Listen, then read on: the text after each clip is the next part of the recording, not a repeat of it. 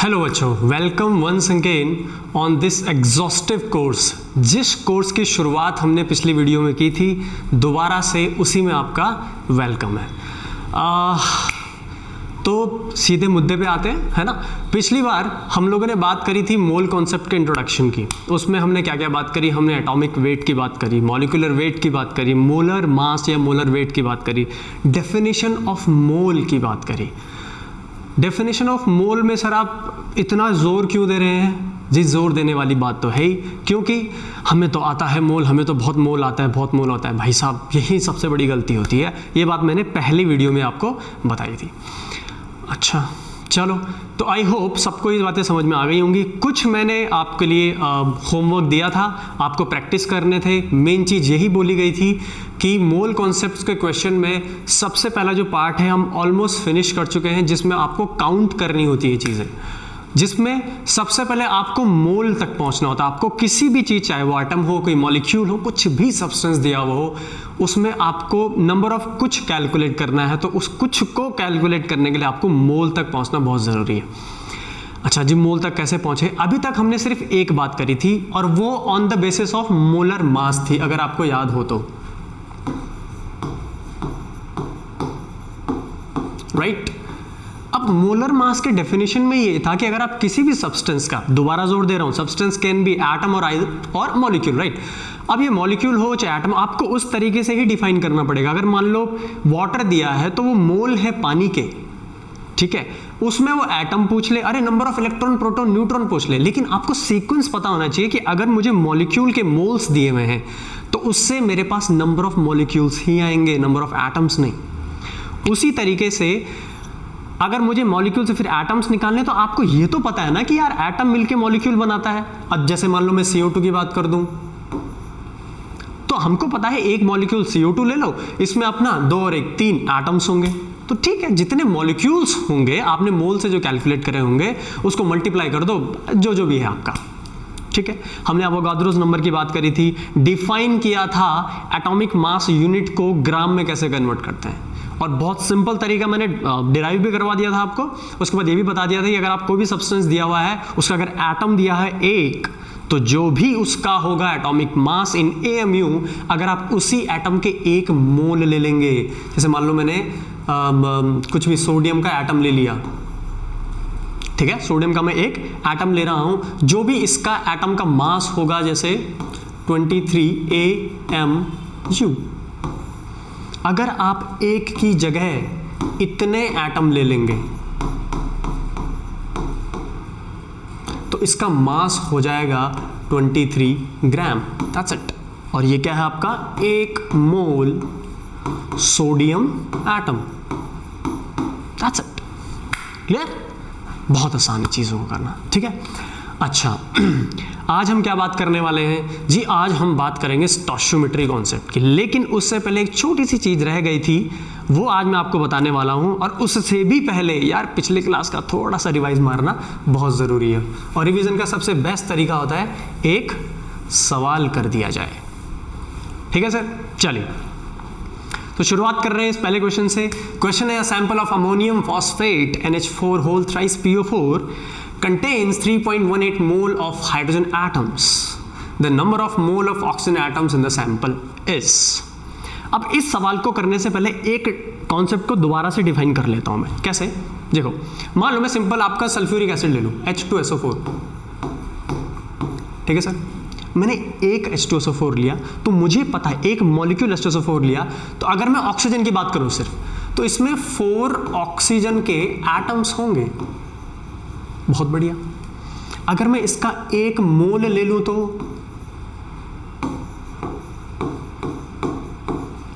अभी तक मैंने 1 लिया था, अब मैंने 1 मोल ले लिया। 1 मोल मतलब Na 6.02 × 10⁻23, इतने मॉलिक्यूल ले लिए हैं मैंने, तो उतने ही नंबर में तो एटम्स भी चेंज होंगे ना बॉस। Simple, right. तो ये कितने हो जाएंगे? ये भी 4 मोल हो जाएंगे। बहुत सिंपल। तो अगर मान लो मैं बोलूं आपको कि यार 1 मोल सल्फ्यूरिक एसिड अगर मैं ले रहा हूं, तो उसमें कितने मोल एटम्स होंगे? सिंपल, 1 मोल अगर मैं ले रहा हूं तो उसमें 4 मोल ऑक्सीजन के होंगे, 1 मोल सल्फर का होगा और 2 मोल हाइड्रोजन के होंगे। बहुत सिंपल सा फंडा है। एक चीज़ और याद रखनी है, जो चीज़ निकालनी है वो राइट साइड में, जिससे निकालनी है वो लेफ्ट साइड में। बिल्कुल बच्चों वाली बातें हैं, लेकिन करोगे तो ही सवाल होंगे, वरना फंसोगे ओवर कॉन्फिडेंट में आके। चलिए अब आगे करें। अब देखिए सर,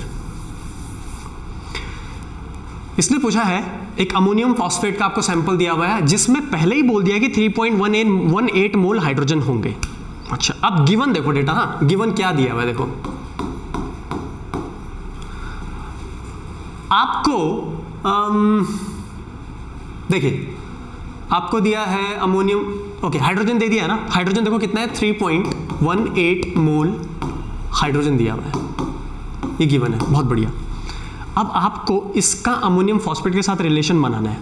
अब आपको पता क्या है, आपको यही पता है कि अमोनियम फॉस्फेट ये होता है, ठीक है। तो अमोनियम फॉस्फेट कितना देखो NH4, कॉन्सेप्ट पहले लिख लो जो आपको पता है, PO4।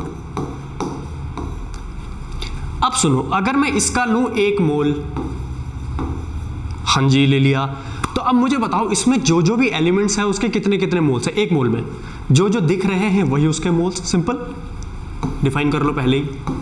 जितने हैं इसमें, नाइट्रोजन कितने हैं आपका, सिर्फ 3 मोल है, देखो 3 मोल्स, राइट। अच्छा, हाइड्रोजन जी 12 है, बहुत बढ़िया। अच्छा, फास्फोरस हाँ अकेला बेचारा 1 मोल। अगर बात करूं ऑक्सीजन की, तो ऑक्सीजन है आपके पास 4 mole, simple, right. Oxygen will be 4 moles. बहुत सिंपल सी बात है, ठीक है सर। अच्छा, अब सुनिए, अब मेरी बस भाषा पे ध्यान देना जो मैं बोलने जा रहा हूं। अगर मेरे पास है 1 मोल अमोनियम फॉस्फेट, तो सिंपल सा लॉजिक है, मेरे पास नाइट्रोजन के 3, हाइड्रोजन के 12, फास्फोरस के 1 और ऑक्सीजन के 4 मोल ये होंगे। ये मेरा कॉन्सेप्ट है। अब भाड़ में जाए कुछ भी सवाल पूछ लिया जाए। अब देखिए, आप सवाल पूछा है कि आपको 3.18 मोल हाइड्रोजन दे रखे हैं, हाँ जी दे रखे हैं। पूछा क्या है, वो पूछा है कितने मोल ऑक्सीजन के एटम्स होंगे, ठीक है, कोई दिक्कत नहीं। आप सुनो, 1 मोल ऑफ अमोनियम फॉस्फेट में अगर 12 मोल हाइड्रोजन है, तो 12 मोल हाइड्रोजन के साथ आपके पास 4 मोल ऑक्सीजन होगा। ये रेशियो तो सेम ही रहने वाला है, क्योंकि अमोनियम फॉस्फेट थोड़ी चेंज हो जाएगा यार।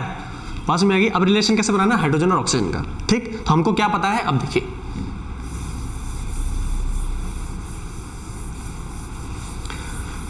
हाँ चलिए डिफाइन करते हैं। हमको पता क्या है, हमको ये पता है कि अगर मेरे पास हाइड्रोजन 4 3 जा, अगर मेरे पास 12 मोल हाइड्रोजन है,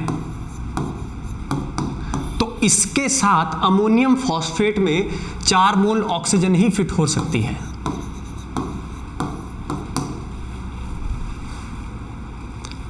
ठीक है सर, 4 मोल ऑक्सीजन ही फिट हो सकती है। बहुत बढ़िया। पूछा क्या है, आपके पास है 3.18 मोल, बोला है कितने ऑक्सीजन एटम्स हो गए, बस वही लेफ्ट राइट। अब देखो मैंने पहले ही इस तरीके से लिखा, मैंने ऑक्सीजन को लेफ्ट में और हाइड्रोजन को राइट में नहीं, हाइड्रोजन को लेफ्ट में और ऑक्सीजन को राइट साइड में लिखा है।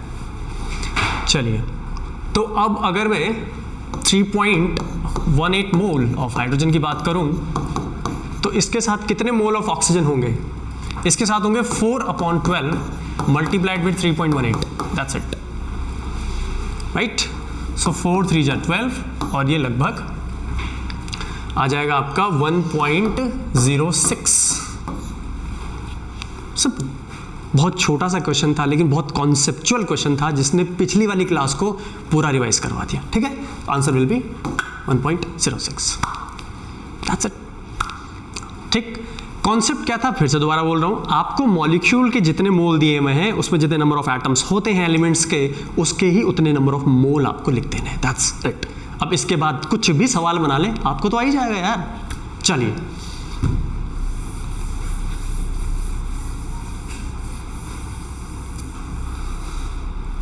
ग्रेट।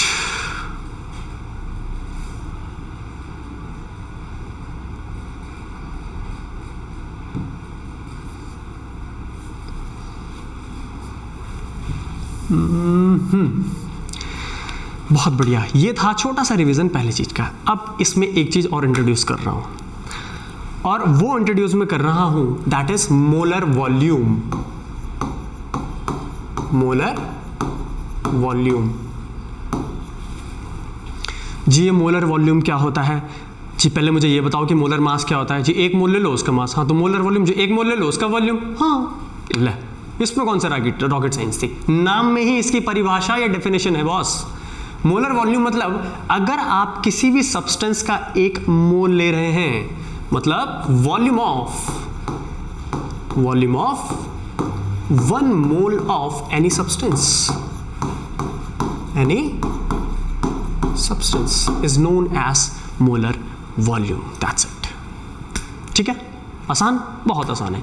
इसकी एक वैल्यू भी होती है, अब मैं बताता हूं आपको, लेकिन उस वैल्यू को पढ़ने से पहले एक छोटा सा लॉ बताना बहुत जरूरी है, and that is known as Avogadro's law. Okay,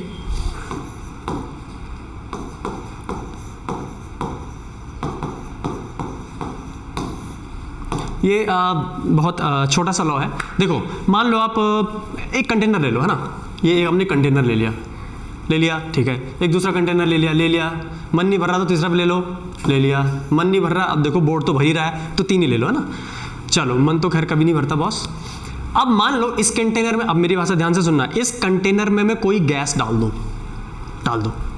ये डाल दी, कौन सी डाली, कौन सी अच्छी लगती है जी? हल्की हल्की वाली अच्छी लगती है, हाइड्रोजन वाली, बहुत बढ़िया। दूसरी और कौन सी अच्छी लगती है? मर्जी है यार, कुछ भी डाल दो, नाइट्रोजन डाल दो, और चलो ठीक है मीथेन डाल दो, CH4। हाँ जी, पहली चीज मैं क्या बोलने जा रहा हूं, ध्यान से सुनना मेरी बात को। इस कंटेनर का साइज सेम है, मतलब इसका आपका वॉल्यूम V है तो इसका भी V, इसका भी V। अच्छा जी, हाँ है। अब जो मेरी बात ध्यान से सुनना, वो बात शायद ही पचे किसी को, लेकिन पचाने लायक है और वेल प्रूव्ड है। क्या बात हो गई? आप सुनिए, मान लो एक रूम है, ये एक जैसे रूम है तुम्हारे घर पे बने हुए, 3 रूम ले लिए, एक कमरे में तुमने हाइड्रोजन डाल दी, दूसरे पे नाइट्रोजन डाल दी, तीसरे पे बच्चे कुछ मीथेन डाल दी। अच्छा, अब अगर मैं आपको बोलूं कि इसमें क्या तीनों में हाइड्रोजन, नाइट्रोजन और मीथेन के मॉलिक्यूल सेम होंगे क्या? थोड़ा सा बोलना अजीब सा लगता है, लेकिन एक्चुअली सेम होंगे, और यही है अवोगाद्रोस लॉ। तो अवोगाद्रोस लॉ क्या है? अगर आप किसी वॉल्यूम या कंटेनर को फिक्स कर दो और आप उसमें कोई सी भी गैस रखो, उसके नंबर ऑफ मॉलिक्यूल सेम होंगे। ये डिपेंड नहीं करेगा वो गैस हल्की है, भारी है, बड़ी है, छोटी है, थक तरह की फाड़ में जाए सब, और नंबर ऑफ मॉलिक्यूल्स आपको सेम रखने हैं। अच्छा, हाँ, कंडीशन अप्लाई, स्टार, ऐसे थोड़ी होता है। कंडीशन ये है, इस कमरे का टेम्परेचर प्रेशर, इस कमरे का टेम्परेचर प्रेशर और इस कमरे का temperature pressure should be same. ठीक है, ये temperature and pressure should be same, आपका बिल्कुल बराबर टेम्परेचर प्रेशर होना है। क्यों? अब मान लो ये 25 डिग्री सेल्सियस पे, इसमें मस्त हीटर लगा दिया तुमने, इसमें AC लगा दिया। यार हीटर लगाओगे तो ऑब्वियसली गैस के मॉलिक्यूल्स की काइनेटिक एनर्जी बढ़ेगी ना टेम्परेचर के साथ, तो ऑब्वियसली नंबर ऑफ मॉलिक्यूल्स भी वेरी करेंगे। लेकिन अगर हमने टेम्परेचर प्रेशर फिक्स कर दिया, तो आपके number of molecules for the same volume same ही होंगे, दैट्स इट। अच्छा, अब एक और चीज, अगर नंबर ऑफ मॉलिक्यूल सेम है तो नंबर ऑफ चीजें क्या होती है बॉस? हम तो मोल से डिफाइन करते हैं ना। अगर मोल से डिफाइन कर रहे हो तो नंबर ऑफ मोल्स भी सेम होंगे यार। हाँ, तो अगर वॉल्यूम सेम तो number of moles of any gas same, बशर्ते टेम्परेचर और प्रेशर एक जैसा होना चाहिए। अच्छा, लेकिन आप तो मोलर वॉल्यूम की बात कर रहे थे। हाँ जी, मैं मोलर वॉल्यूम की बात कर रहा था। इसका मतलब एक मोल अगर मैं सब्सटेंस ले लूँ, प्लीज नोट, अगर एक मोल में सब्सटेंस ले लूँ, मतलब मैं number of molecule of gas substance, number of molecule of different gas substance same ले रहा हूँ। मान लो मैंने 10 मॉलिक्यूल हाइड्रोजन के ले लिए तो 10 इसके ले लिए, 10 के ले लिए। अगर मैं 1 मोल ले रहा हूँ तो मान लो मैंने 1 मोल हाइड्रोजन लिया तो 6.0 to 1023 हाइड्रोजन ले लिए मैंने। हाँ, ये भी उतने ले लिए, ये उतने भी ले लिए। अबे तो वाइस वर्सा कर लो ना, वॉल्यूम भी सेम होगा।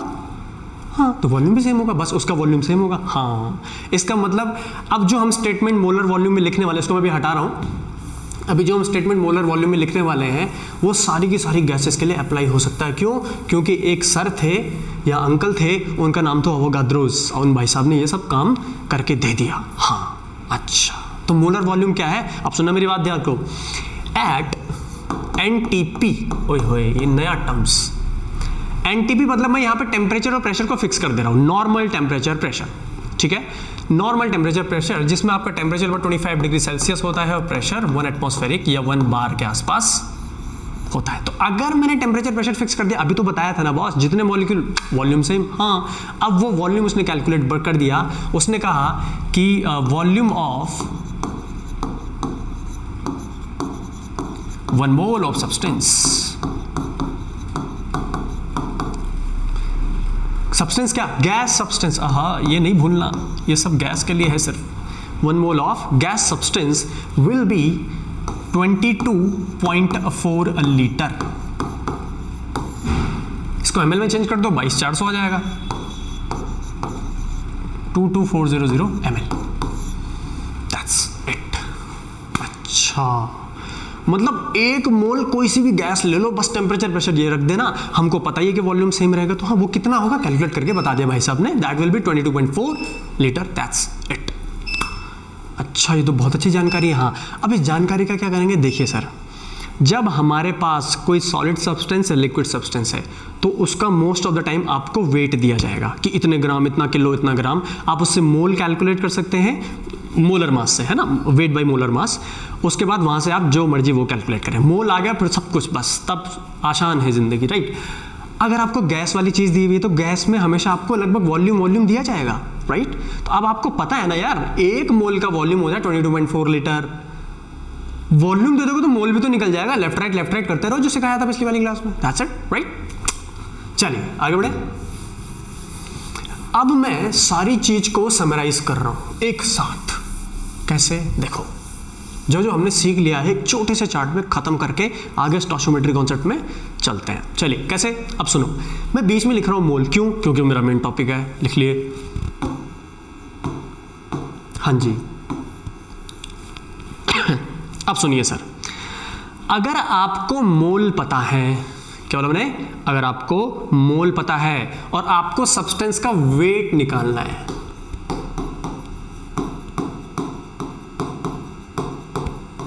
अगर आपको मोल पता है और आपको सब्सटेंस का वेट निकालना है, तो आप क्या करोगे। जो कल ही तो बताया था, mole is equals to weight upon molar weight. हाँ जी, मोल पता है, हाँ, वेट निकालना है, हाँ, जो मल्टीप्लाई कर दो मोलर वेट से, हाँ, दैट्स इट। तो ठीक है ना, मल्टीप्लाई विथ मोलर वेट। अच्छा, एरो की तरफ ध्यान देना बॉस, ये निकालना है। अच्छा, अगर वेट पता है और मोल निकालना है तो इतनी तो अकल होगी कि डिवाइड कर दो भाई, वेट पता और ये निकालना तो डिवाइड कर दो मोलर वेट से।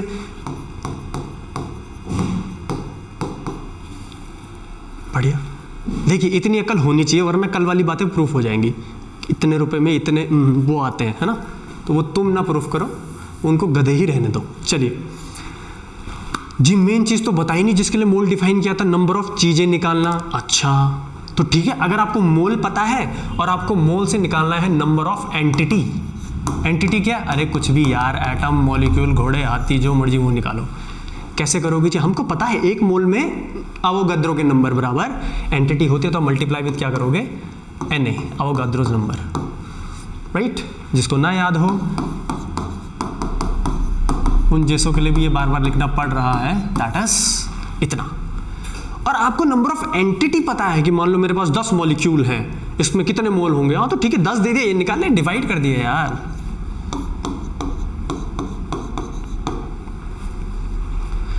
सबका सार इसमें अभी अभी एक चीज डिफाइन करी है, उसको भी ही जोड़ लो, क्योंकि वो भी कहीं ना कहीं मोल से ही डिफाइन हो रहा है। ठीक है, चलिए, अगर आपको मोल दिया हुआ है और आपको निकालना है गैस का वॉल्यूम, प्लीज नोट गैस जरूर होना चाहिए। कई बार ऐसे क्वेश्चन आए हैं कि वॉल्यूम ऑफ सल्फ्यूरिक एसिड दे दिया और भाई साहब 22.4 लीटर से क्वेश्चन करके आ गए। अब बे गधे, 20 सल्फ्यूरिक एसिड या फिर कोई liquid substance at room temperature या नॉर्मल टेम्परेचर में लिक्विड होता है, उसमें आप 22.4 लीटर वाला फंडा नहीं लगा सकते, उसके लिए कुछ और डेटा भी दिया हुआ होगा, उसकी भी बात हम करेंगे जब क्वेश्चन करेंगे।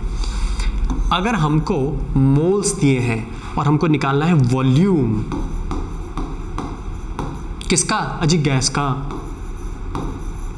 ठीक है, किस पे, अजी एनटीपी पे, @NTP, क्योंकि अभी मैंने बोला था टेम्परेचर प्रेशर चेंज करोगे, प्रेशर भी चेंज करो तो यार, प्रेशर को तो सबसे ज्यादा इफेक्ट होता है ना, राइट, इतना कंप्रेसिबल सब्सटेंस होता है गैस, तो होता ही है। तो क्या करोगे, जब मल्टीप्लाई कर दो 22.4 से, तो वॉल्यूम किस में आएगा, लीटर। यूनिट के साथ गड़बड़ नहीं होनी चाहिए, ठीक है, जिंदगी गड़बड़ हो जाएगी। और अगर उल्टा चलना है तो बाप रे, बहुत सारा लिख दिया मैंने, तो उल्टा चलना है तो वॉल्यूम दिया है मोल, तो डिवाइड कर दो यार, इतना भी क्या परेशान होना है। दैट्स इट, पूरा का पूरा जितना भी पढ़ाया वो ये रहा, ठीक है। चलिए, आई थिंक ये सबको समझ में आ गया होगा। अच्छा, इसमें देखो आप इस चार्ट से ऐसे भी खेल सकते हो। मान लो किसी गैस के मॉलिक्यूल दे दिया, मान लो उसने बोल दिया कि O2 के, ध्यान से देखना यहाँ पे मेरे पास, O2 के मान लो उसने दे दिया 10 मॉलिक्यूल, कितने दे दिए, 10 मॉलिक्यूल, हाँ जी दे दिए। अब बोला बताओ इसका वॉल्यूम कितना होगा एनटीपी पे। तो क्या करना है, ये नंबर ऑफ एंटिटी दे रखी है ना, आपको तो पता है ना कहाँ जाना है, यहाँ सेंटर पे चौक पे चले जाओ, फिर डिसाइड करना कहाँ जाना है। तो यहाँ से चले जाओ इधर, हाँ चले गए, यहाँ से आ जाओ इधर, हाँ आ गए, आसान है। कैसे आएंगे, नंबर ऑफ एंटिटीज अगर मोल्स निकाल लो इससे मोल्स निकाल लो, कितने होंगे, 10 डिवाइडेड बाय 6.02 इंटू 10⁻23, क्या मोल्स ऑफ O2, हाँ हो गए जी। अब अबे तो इतने तो मोल्स आ गए ना, तो इसका तो वॉल्यूम निकल ही जाएगा यार, इतने मोल्स आ, इसका और क्या 22.4 से मल्टीप्लाई कर दो, क्यों, क्योंकि एक मोल में होता है 22.4 लीटर वॉल्यूम, इतने भर भर के मोल्स में कितने होंगे, सिंपल, वॉल्यूम कितना आ जाएगा, एट एनटीपी 10/6, चलो इमोशनल नहीं होना, 6 ले रहा हूँ बस, इसमें 23 multiplied with 22.4 litre, answer, that's it. तो ये चार्ट आपको बहुत हेल्प करेगा, कहीं पेपर में जाओ सबसे पहले चार्ट बनाओ तो धाए क्वेश्चन सॉल्व। ठीक, चलिए अब नए कॉन्सेप्ट की तरफ चलते हैं। बहुत खतरनाक, जबरदस्त, इंटरेस्टिंग कॉन्सेप्ट है, दैट इज स्टोइचियोमेट्री कॉन्सेप्ट, और बड़ा परेशान करता है बच्चों को। क्यों, क्योंकि एक चीज बताता हूं, अभी मैं मिटा दूं इसको,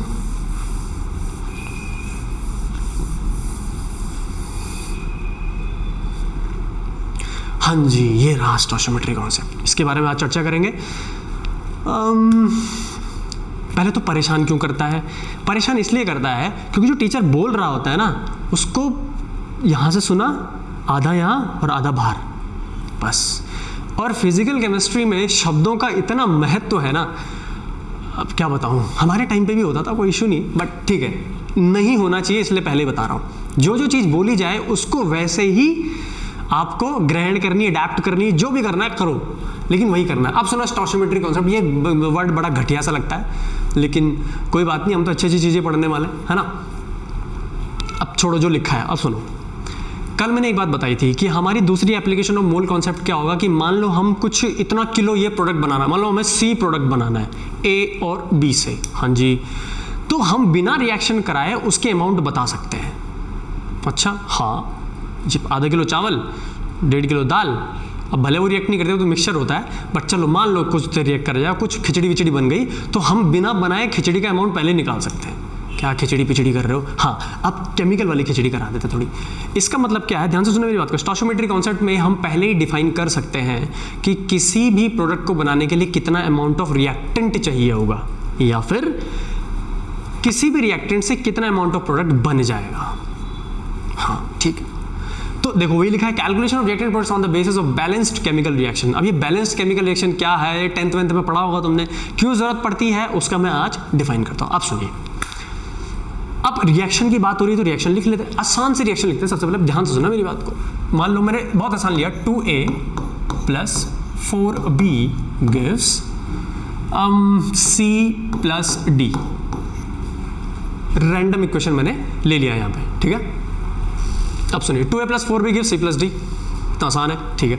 अब सुन, अब अगर मैं A और B की बात करूँ, ये मेरे रिएक्टेंट हो गए, C और D मेरे प्रोडक्ट हो गए, ठीक है सर।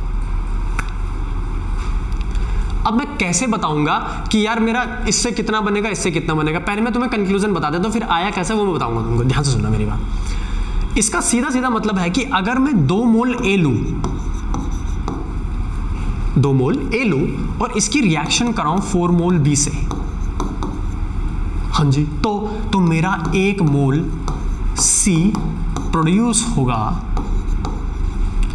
एंड 1 मोल D भी प्रोड्यूस होगा। ये मेरा कंक्लूजन है। हाँ सर आप तो कंक्लूजन पहले बता रहे हो और अब कथा बाद में बताओगे। हाँ तो कोई बात नहीं, पहले रिजल्ट देख लो, बाद में उसके पीछे की वजह जान लो। केमिस्ट्री होती है, ये इन्वेस्टिगेशन है पूरी। अब ध्यान सुनो मेरी बात, इसका मतलब हमेशा हमेशा 2 मोल A 4 मोल B से रिएक्ट करेगा, 1 मोल C 1 मोल D बनाएगा। ये रिक्वायरमेंट है, minimum required ratio of A and B is 2:4, that's it. इसका मतलब क्या? इसका मतलब सीधी सीधी बात है, मान लो मैंने तुमको 2 मोल A दिए और 5 मोल B दे दिए। हाँ जी दे दिए, तो फिर क्या जी 2 मोल A 5 मोल B को नहीं पकड़ेगा, 4 को ही पकड़ेगा। ये मिनिमम रिक्वायर्ड है, और 1 C और 1 D ही बनाएगा। तो 5वां कहाँ गया? बाहर में गया, कूड़ा है वो। ठीक, अभी आया कैसे? अब ध्यान से सुना। इसके पीछे की सबसे बड़ी वजह होती है mass conservation law. Mass conservation law क्या है? जैसे एनर्जी कंजर्वेशन लॉ है, ऐसे मास कंजर्वेशन लॉ है ना, कि पहले रिएक्शन के और बाद में रिएक्शन के जो भी आपने एलिमेंट लिए हैं उनका मास सेम ही होना चाहिए। हाँ जी, जैसे मान लो मिल्क ले लो, बनाना ले लो, हाँ जी ले लिया, आधा किलो मिल्क आधा किलो बनाना, हाँ मिक्स विक्स में घुमा फिरा के जो भी करना है, शेक वेक बनाओ। हाँ तो क्या शेक में बनाना आधे किलो से कम हो जाएगा? नहीं यार जी, कुछ तो मिक्सी में लग जाएगा। देखो पागलों वाली बातें नहीं करनी, जो नॉर्मल बातें हैं वही वाली करनी है, ठीक है? तो अब वो तो उतना ही रहेगा ना। हाँ अब जैसे मैं छोटा सा एग्जांपल ले रहा हूँ, ध्यान से मेरी बात। मान लो मैंने तुमको दे दिया नाइट्रोजन, हाँ जी दे दी। अब आपको दे दिया हाइड्रोजन, हाँ जी दे दिया। अब क्या बनेगा? नाइट्रोजन हाइड्रोजन मिलकर अमोनिया बनाता है यार। हाँ जी सर ऐसे कैसे सर? इन्वायरमेंट में इतना नाइट्रोजन हाइड्रोजन अमोनिया, देखो किसी कंडीशन पे बनाता है, ऐसे थोड़ी हवा में बन जाएगा। ठीक है, अब सुनो, मैंने आपको यहाँ पे नाइट्रोजन दिया है 1 मोल। ये देखो ये नाइट्रोजन है ना, मुझे इसका सीधा वेट बता दो, इसका वेट कितना होगा? अरे यार पिछली वीडियो में तो सीखा है, नाइट्रोजन का 1 एटम का वेट या 1 मोल एटम का वेट कितना होता है? 14 ग्राम। तो 2 का कितना होगा जी? 28। बहुत बढ़िया। हाइड्रोजन का 1 का 1, 2 का 2, बहुत बढ़िया, 2 ग्राम। अच्छा, अब ये मिल के बेचारे अमोनिया बना रहे हैं। हाँ जी बना रहे हैं। तो इसमें अब ध्यान सुनो, अमोनिया में नाइट्रोजन का वेट कितना है? अमोनिया में नाइट्रोजन का वेट 14 है, 28 नहीं है। कितना है? 14 ग्राम। और हाइड्रोजन कितना है? 3 ग्राम। अभी मैंने क्या बताया था कि अब देखो ये तुम्हारा मान लो बनाना हो गया, ये तुम्हारा दूध वूध हो गया, बेचारे सब गड़बड़ हो गए। 28 ग्राम बनाना दिया था, 14 ग्राम पता नहीं कौन खा गया।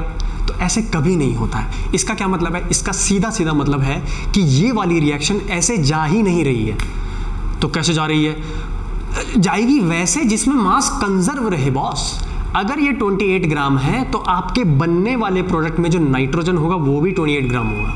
हाँ जी, तो 28 ग्राम कैसे करें? अब कुछ बच्चे महातेज होते हैं, देखो एक होता है तेज, एक होता है महातेज, वो होते हैं। अब वो क्या है? देखो अब मैं तुम्हें महातेजी दिखाता हूँ उनकी। वो क्या करेंगे जी? हो गया 28 ग्राम बना दिया जी। हाँ मतलब मिल्क लिया, बनाना था बनाना शेक, इन्होंने मैंगो शेक बना दिया।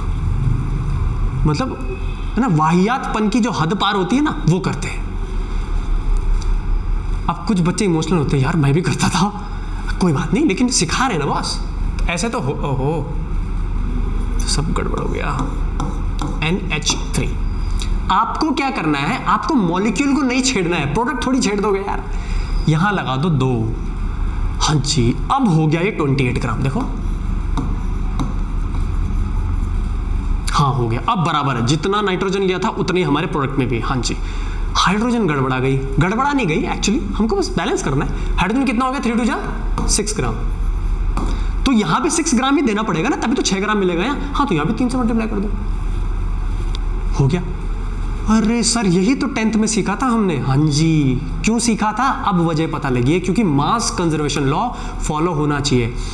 अब अगर मैं आपको एक क्वेश्चन पूछूं कि अगर मैं किसी वजह से इस रेशियो को चेंज कर दूं, 1:4 कर दूं, तो क्या रिएक्शन होगा? कभी नहीं हो सकता। क्यों?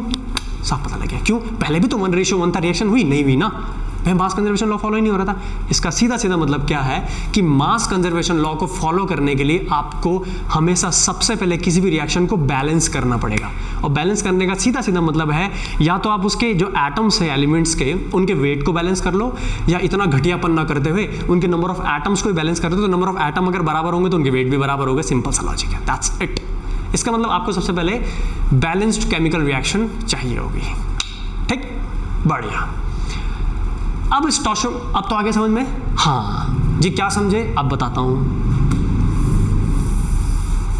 इसी रिएक्शन को मैं दोबारा लिख ले रहा हूं। बहुत बढ़िया, बहुत लिख रहे हो सर। हाँ जी लिख रहे हैं। देखो N2 हाँ जी प्लस 3H2 हाँ जी ट्वाइस NH3,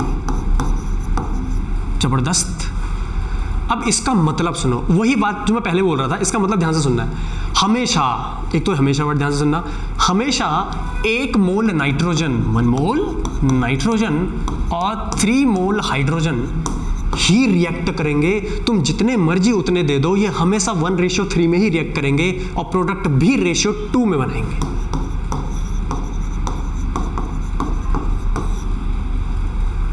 आसान है? अरे बड़ा आसान है यार। इसका मतलब ये मिनिमम रिक्वायर्ड रेशियो है।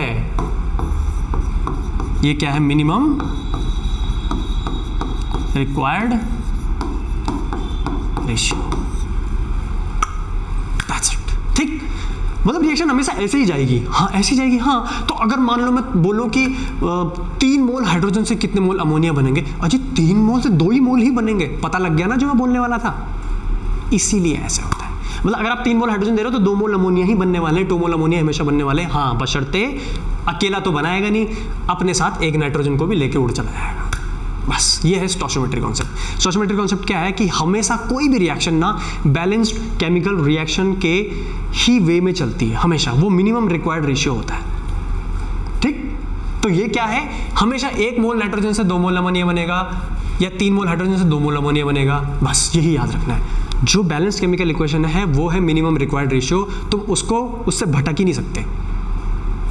मान लो 2 थैले से 5 थैले बन रहे हैं, तो मैं तुमको 3 थैले दे दूं तो वो 2 के हिसाब से 5 के हिसाब से ही बनाएगा, वो 3 के हिसाब से कुछ आंसर नहीं बनाएगा। यही चलने वाला है। रीजन क्या है? Mass conservation law. अब देखो छोटे छोटे क्वेश्चन करते हैं, मतलब बिल्कुल शुरुआत छोटे छोटे से करते हैं, फिर देखते हैं आप लोगों को कितना आया। जल बनाए, जल है? हाँ ठीक। अब सुनिए, हाइड्रोजन प्लस ऑक्सीजन और बन गया जल। ठीक है, सबसे पहले क्या करना है? सबसे पहले आपको इस रिएक्शन को बैलेंस करना है। क्यों? ताकि मास कंजर्व रहे और हमको ये पता लग जाए कि रिएक्शन टक टक टक ऐसे ही चलने वाली है। बढ़िया। हाइड्रोजन के कितने हैं? 2। हाइड्रोजन के कितने हैं? 2। अरे मजेदार है यार। यहाँ कितने हैं? 2। यहाँ कितना है? 1। अब ये मत कर देना, वही याद नहीं करनी। यहाँ लगाओ 2, हो गए। हाइड्रोजन गड़बड़ हो गई, 4। ठीक है, तो 2 लगा दो यार। ठीक है, क्या गड़बड़ हो गई? अब सुनिए, इसका मतलब सुनो, हमेशा हमेशा 2 मोल hydrogen reacts with 1 mole oxygen and gives you 2 mole water.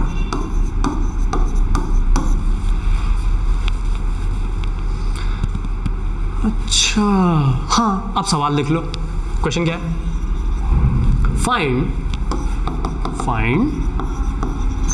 find the moles of water produced. Find the moles of water produced. आगे तुम लिख लो, है ना, मैं तो क्या लिखता रहूंगा। फाइंड द, लिखो, find the moles of water produce from कितना लिखूंगा? From 10 moles of hydrogen. From 10 moles of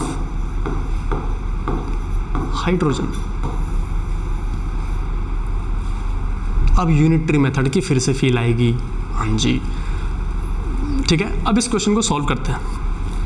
क्या पूछा है आपको? मैंने 10 मोल हाइड्रोजन लाके दे दिए। अब बोला मैंने पानी बना के दो। बना के दो नहीं, पहले बताओ कितना बनाओगे। हाँ जी ठीक है जी, बना देंगे, कोई दिक्कत नहीं है। हाँ जी। ऑक्सीजन तो बताया नहीं, ऑक्सीजन तुम्हारी मर्जी है, हवा में है, ले लो जितनी लेनी ले लो, ठीक है, कोई दिक्कत नहीं है। हाँ, तो अब सुनो, इसमें बता दे रहा हूँ, यहाँ पे सॉल्व करेंगे, ठीक है।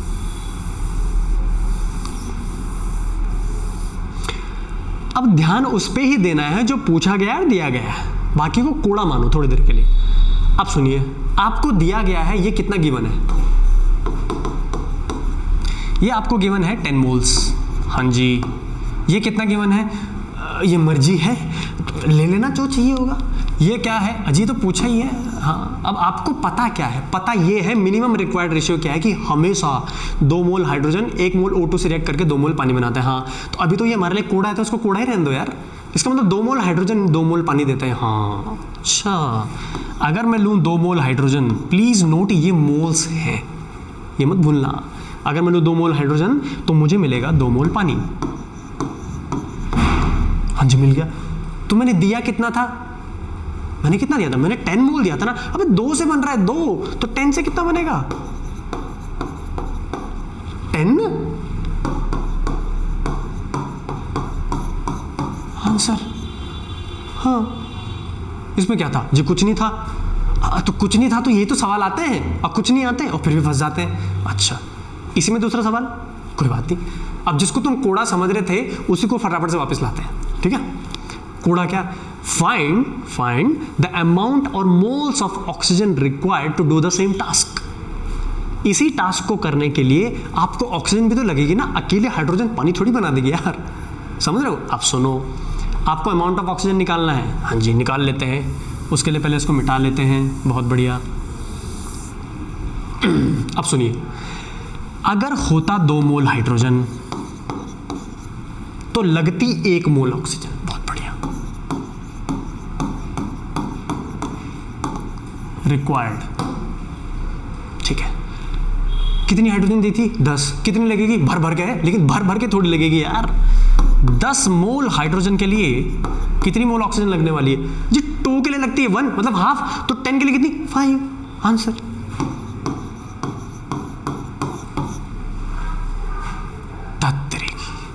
ऐसा है, हाँ ऐसा ही है। आसान है, बड़ा आसान है, ठीक। ऐसे ऐसे छोटे छोटे क्वेश्चंस आप कर सकते हैं आराम से, खुद ही बना के यार, कुछ भी बनाओ, नाइट्रोजन से अमोनिया बनाओ, सवाल बनाओ खुद ही, इसके लिए कितना लगेगा, इसके लिए कितना लगेगा, बताओ, इस तरीके से, ठीक है। चलिए अमोनिया वाला देख लो थोड़ा सा, हाँ 1 सेकेंड, थोड़ा सा लाल लाल करें इसको। Nitrogen plus hydrogen gives ammonia, ठीक है। हाँ अब देखो, अब इसमें पूछा है कि अगर मान लो आपको अमोनिया के बनाने हैं,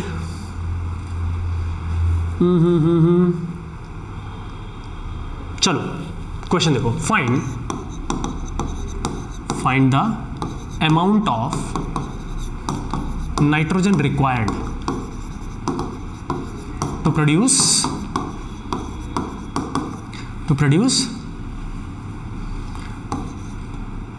34 ग्राम ऑफ अमोनिया। हाँ जी, अब एक ने फैक्ट्री लगानी है, उसने कहा जी हमारे लिए अमोनिया बनाओ 34 ग्राम। सिर्फ 34 ग्राम की फैक्ट्री, अरे ठीक है, इमेजिनरी फैक्ट्री, कितना ही बना लो यार, मतलब कितना नाइट्रोजन दो, जब बताते हैं कोई दिक्कत ही नहीं। क्यों, क्योंकि हमको तो ये पता है ना कि कितना बनाने के लिए कितना चाहिए होता है। हाँ जी पता है, उसके लिए क्या करना है, पहले बैलेंस कर लो। तो वही अभी कह रहा था तो मैंने फटाफट लिख लिया है ना। अब सुनो, इसने पूछा है अमोनिया बनानी है, हाँ जी, निकालना क्या है, नाइट्रोजन कितनी लगेगी। वो कॉन्सेप्ट कभी नहीं भूलना, लेफ्ट राइट वाला, मतलब अमोनिया लेफ्ट साइड लिखो और राइट साइड में नाइट्रोजन लिखो, लेकिन बोलते हुए लिखना। क्या लिखना है बोलते हुए, देखो ये रिक्वायर्ड वाला है, 2 मोल अमोनिया के लिए जो रिक्वायर्ड नाइट्रोजन है वो कितनी है, N2 + 3s2 गिव्स, हाँ 1 मोल।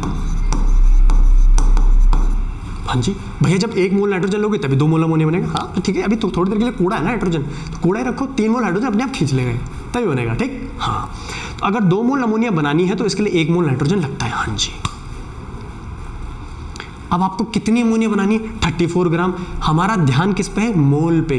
तो प्लीज नोट, आप इस 34 ग्राम को सबसे पहले मोल में कन्वर्ट करो। सर आप तो पुराना वाला कॉन्सेप्ट ला गए, तुमने ये थोड़ी कहा था कि पढ़ के भूल जाओ। तो मोल्स कितना आ जाएगा, weight by molar weight, 34 divided by ammonia का मोलर वेट निकालोगे, नाइट्रोजन 17 और ये 14 + 3 17 17, कितने आ गए, 2 मोल। अरे 2 मोल से बनता है, 2 मोल अमोनिया बनाने के लिए लगती है 1 मोल नाइट्रोजन, तो 34 ग्राम यानी कि ये भी 2 मोल ही हैं। कितनी नाइट्रोजन लगेगी एक ही लगेगी यार, वही दिया हुआ है। तो 1 मोल नाइट्रोजन, बढ़िया। लेकिन एक चीज ध्यान रखनी है, इसने पूछा है अमाउंट, और अमाउंट का मतलब जनरली वेट में होता है। तो अब आपने निकाल दिया ना 1 मोल नाइट्रोजन लगेगी, तो इसको तो आप वेट में कन्वर्ट कर ही सकते हो, वो चार्ट बनाया था मस्त वाला, है ना। तो आपको पता है मोल इज इक्वल्स टू क्या होता है, वेट अपॉन मोलर वेट।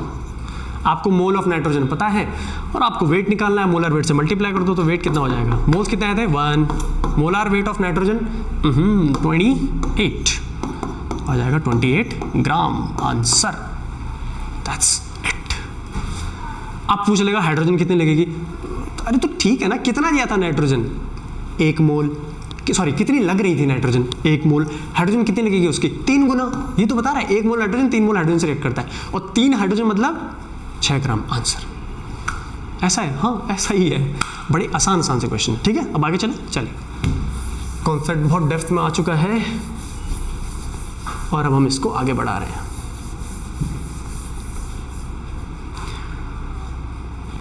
हाँ सर क्वेश्चन ही होते हैं इसमें, तो कॉन्सेप्ट में बता चुका हूँ। ओके अब सुनिए, क्वेश्चन है, यहां से पढ़ लेता हूं। How many moles of zinc FeS2 can be made from 2 mole of zinc, 3 mole of iron and 5 mole of sulphur.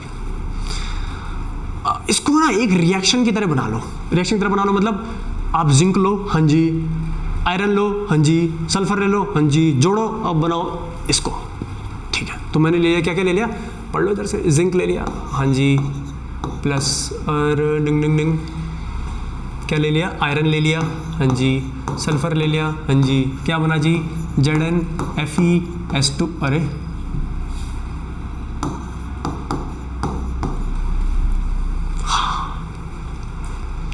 अब मुझे ये बनाना है ना, तो जिंक तो मुझे 1 ही मोल चाहिए तो मैंने 1 ही रखा, आयरन भी 1 ही चाहिए तो मैंने 1 ही रखा, सल्फर के 2 चाहिए तो मैंने 2 रखा।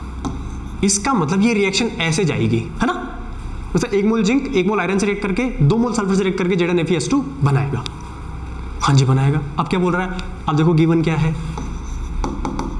आप 1:1:2:1 को कभी नहीं बदल सकते हो, यही तो स्टोइकोमेट्री का खेल है, मास कंजर्वेशन लॉ। आपको गिवन क्या है, जिंक दिया हुआ है मेरे भाई 2, आयरन दिया हुआ है 3, सल्फर दिया हुआ है 5। अब सुनो मेरी बात ध्यान से, जिंक दिया है 2, ले लो 2, डाल दो डब्बे में, डाल दिया।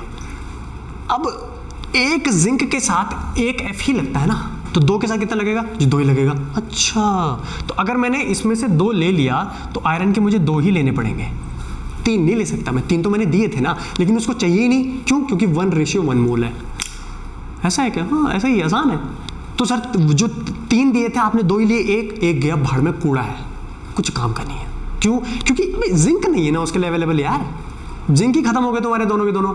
अच्छा, तो 2 के लिए क्या लगेगा 2, अच्छा, और सल्फर कितना लगेगा, 1 के लिए लग रहा था डबल सल्फर, हाँ, तो 2 के लिए कितना डबल, कितना 4। अच्छा सर फिर यहाँ एक बचा दिया, कूड़ा है, भाड़ में जाए, फेंको।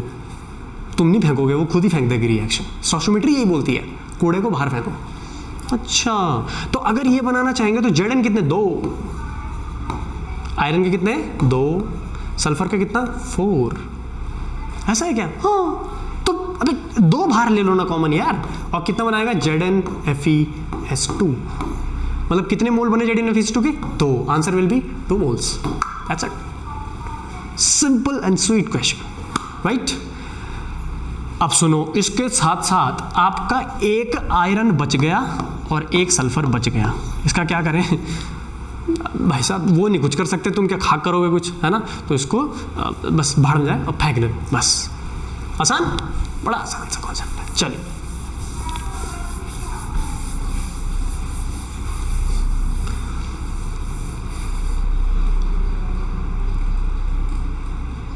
ओ माय गॉड, एक और सवाल, एक और सवाल आपके लिए, तो ठीक है करो ना। देखिए क्वेश्चन क्या है, hydrogen combines with oxygen means, देखो पहले क्वेश्चन को ना अपने एक रूट मैप में बना लो, तो आपको सवाल बार बार ना पढ़ना पड़े। तो सबसे पहले क्या है, hydrogen combines with oxygen to give NO2 and water, ठीक है, तो बना लो। हाइड्रोजन क्या होता है, N2H4, कंबाइन विद ऑक्सीजन, अच्छा ऑक्सीजन क्या होती है, O2 होती है ना, फिर से वही बोल रहा हूँ, वाहियातपन नहीं करना है, ओ नहीं लिखना है। आप मॉलिक्यूल लेते हो ना, ओ कहाँ से लेके ढूंढ के आओगे यार, ओ तो एग्जिस्ट ही नहीं करता अकेला। अच्छा, रिएक्ट करा दो, क्या दे रहा है, NO2 एंड पानी बन गया। ठीक है जी। अब पूछा है what mass of O2 is required, what mass of O2 is required, ये पूछा है कितना चाहिए आपको to combine with 745 gram of hydrogen. बड़ा घटिया सा डेटा दे रखा है यार, कोई बात नहीं, कैलकुलेशन में नहीं फंसेंगे अभी, वो तुम कर सकते हो बट मैं बता दूंगा। And what mass of NO2 would be produce. अच्छा, अब देखो गिवन क्या क्या है, गिवन क्या है मतलब आपको डब्बे में क्या क्या डाला गया है। आपके डब्बे में डाला गया है 745 ग्राम N2H4, हाँ जी डाला गया। और पूछा है 745 ग्राम N2H4 के लिए कितना O2 लगेगा और कितना NO2 बनेगा। हाँ, तो अब हम क्या करेंगे, सबसे पहले हम स्टोइचियोमेट्री रेशियो देख लेंगे कि कितने से कितना बनता है। प्लीज नोट, वो हमेशा मोल्स में चलता है। तो पहला स्टेप क्या होगा, इसको बैलेंस कर लो। हाँ जी, तो सबसे पहले किसको बैलेंस करेंगे, नाइट्रोजन को। नाइट्रोजन कितने हैं, 2, यहाँ कितना है 1, 28 का 14, नहीं नहीं नहीं गड़बड़ नहीं, केले कम नहीं होने चाहिए, 2 आ गया, बढ़िया। अब हाइड्रोजन देखो भाई साहब, हाइड्रोजन के हैं 4, यहाँ कितने हैं 2, बहुत बढ़िया, बैलेंस। एट द एंड आप ऑक्सीजन को बैलेंस करेंगे, ऑब्वियसली ऑक्सीजन राइट साइड में ज़्यादा है तो राइट साइड का पहले काउंट कर लो यार। 2 2 4 एंड +2 6 ऑक्सीजन है, मतलब ये कर लो, बढ़िया। ये मैं हटा दे रहा हूँ, है ना, अच्छा नहीं लग रहा है यहाँ पे। अब इसका मतलब जानो पहले, हमेशा 1 मोल N2H4 3 मोल O2 से रिएक्ट करता है हमेशा। ये कितना बनाता है बाद में देखेंगे। अच्छा, मतलब 1 मोल N2H4 के लिए 3 मोल O2 रिक्वायर्ड है। मैंने बोला ना, आप इसको नहीं छेड़ सकते। अगर आपने 1 मोल N2H4 डाल दिया, वो 3 मोल O2 खुद उठाएगा। नहीं पड़ा होगा तो रिएक्ट ही नहीं करेगा। क्यों, मास कंजर्वेशन लॉ फॉलो नहीं करेगा ना फिर। अच्छा जी, 1 मोल N2H4 3 मोल O2 के साथ रिएक्ट करता है। हाँ, आपको N2H4 कितना दिया है, 745 ग्राम। ओहो, तो मोल्स तो निकालने पड़ेंगे, तो निकाल लो यार, मोल्स निकाल लो। मोल्स कैसे, वेट अपॉन मोलर वेट। हाँ बहुत बढ़िया, वेट कितना है 745 ग्राम। मोलर वेट N2H4 का यहाँ पर निकाल लो। नाइट्रोजन का ये 28 हो गया, ये 4 हो गया, कितना हो गया 32, तो ये हो गया 32। ओ माय गॉड, ग्राम्स पर मोल। ठीक है, ये लगभग कितना जाएगा, 32 64 105 23.3 2 just 6 3 is 9 96 105 23 point I think 23.6 के आसपास। ये चलो आप कैलकुलेट कर लेना, लेकिन 23 पॉइंट कुछ ही आएगा। ठीक है, अभी बस थोड़ा सा टाइम का कंस्ट्रेंट है तो उस तरीके से मैं कर रहा हूँ। तो एक्चुअली आपको इसके दिए गए हैं 23 पॉइंट, चलो 6 ले लो, 6 मोल्स इतने दिए गए हैं। हाँ जी, तो O2 कितना बनेगा अजी, 3 गुना।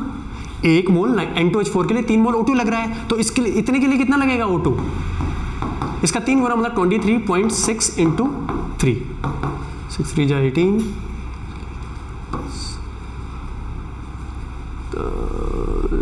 70.8 मोल्स।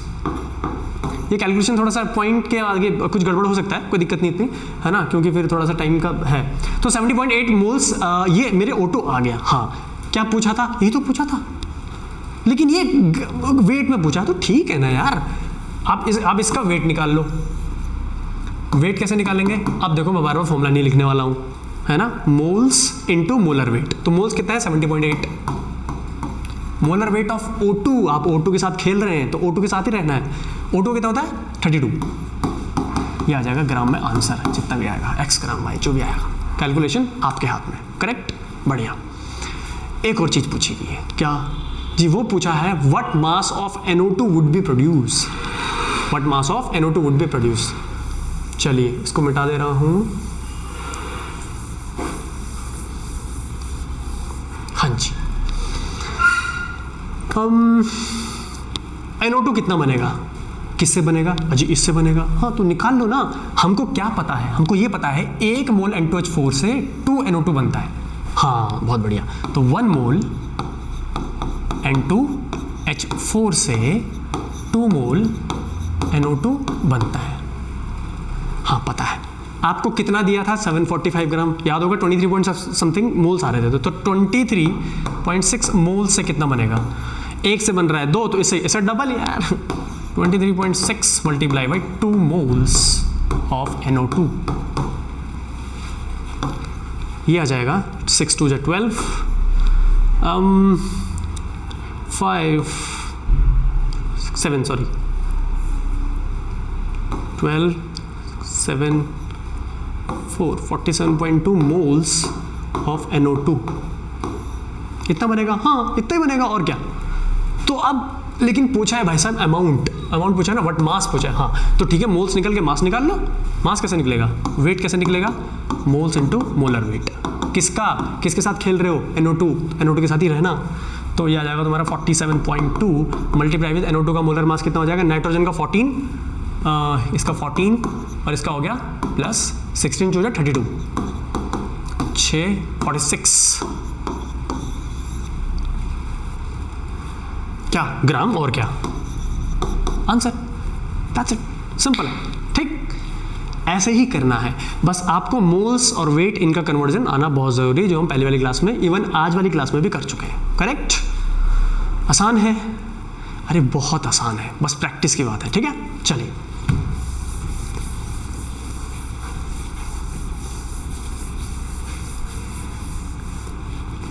हाँ जी, हाँ अब सुनिए, इस वाले कॉन्सेप्ट को हम नेक्स्ट क्लास में लेंगे, लेकिन उससे पहले एक क्वेश्चन दे रहा हूँ। जैसे मान लो सिंपल सा एक, मतलब कोई मैं रिएक्शन ले रहा हूँ, आर्बिट्ररी रिएक्शन ले रहा हूँ। मान लो मैंने ले लिया 2A plus 3B gives C plus D, ये बैलेंस्ड केमिकल इक्वेशन मैंने ले दी। हाँ जी, अब मैंने बोला, अब देखो मेरा गिवन क्या है, गिवन मैंने क्या करा, आपको 10 मोल्स A के दे दिए, चलो इसको 4 कर लो, मैंने 10 मोल्स A के दे दिए और 10 मोल्स B के दे दिए। ठीक है, मैंने दोनों दे दिया। भैया तुमने बोला अमोनिया दो, मैंने नाइट्रोजन दे दिया, हाइड्रोजन दे लो, 10 कट्टे नाइट्रोजन के पकड़ो, 10 हाइड्रोजन के पकड़ो, कट्टे वट्टे सब ऐसे ही है। ठीक है, अब मैंने बोला कि बताओ मेरा अमाउंट ऑफ C कितना बनेगा। सर ये तो आसान है, अभी कर देते। हाँ करो जी, हमको क्या पता है, हमको ये पता है कि अगर मेरा होता 2 मोल A, हाँ तो मेरा बनता 1 मोल C। हाँ बहुत आसान। हाँ तो 2 मोल A से बनता है 1 मोल C। मैंने कितना दिया है जी, आपने तो 10 दिया, तो 10 से कितना बनेगा जी, हाफ बनेगा यार, 0.5 मोल C। हाँ अच्छा, तो सर इसमें क्या नया था, नया है। अब आ जाओ B पे, अगर मैं लूँ 4 मोल B, ध्यान से देखो ऊपर, अगर मैं लूँ 4 मोल B, इससे बनेगा 1 मोल C। दिख रहा है ना, 2A 2 mole A 4 mole B से रिएक्ट करके 1 मोल C बनाते हैं। हाँ तो मतलब 4 मोल B से 1 मोल C बनता है। हाँ तो 4 मोल B से 1 मोल C बन गया। हाँ जी बन गया। अब तो आपने कितना दिया था जी, 10 मोल दिया था। हाँ तो 10 से कितना बनेगा, 1/4 इंटू 10, राइट। तो लगभग कितना आ गया, 2.5 मोल। होगी गड़बड़ क्या, यहां तो बन रहा है 0.5, यहां बन रहा है 2.5, कौन सा आंसर सही है। जोड़ दोगे, आधे को जोड़ दिया, 3 मोल बन गया जी। ऐसे थोड़ी होता है यार, ये अलग और ये अलग थोड़ी बना रहा है, कंबाइन होके बना रहे हैं ना। ठीक है, और अगली क्लास में हम इसी को डिफाइन करेंगे कि अब हम प्रोडक्ट को कैसे डिसाइड करेंगे। ठीक है, तो ये रहा तुम्हारा सस्पेंस आज के लिए, और अगली क्लास में सस्पेंस को दूर करेंगे। तब तक के लिए जितनी चीज़ें पढ़ाई गई हैं उनको रिवाइज, और अब मिलेंगे थर्ड वीडियो में अपने, या थर्ड एपिसोड, जो भी बोलना चाहें आप बोल सकते हैं। ठीक है, तो अगला कॉन्सेप्ट रहेगा concept of limiting and access reagent का, उसी से ये सब चीज़ें डिफाइन होने वाली हैं। चलिए तब तक के लिए थैंक यू सो मच, और फिर मिलते हैं।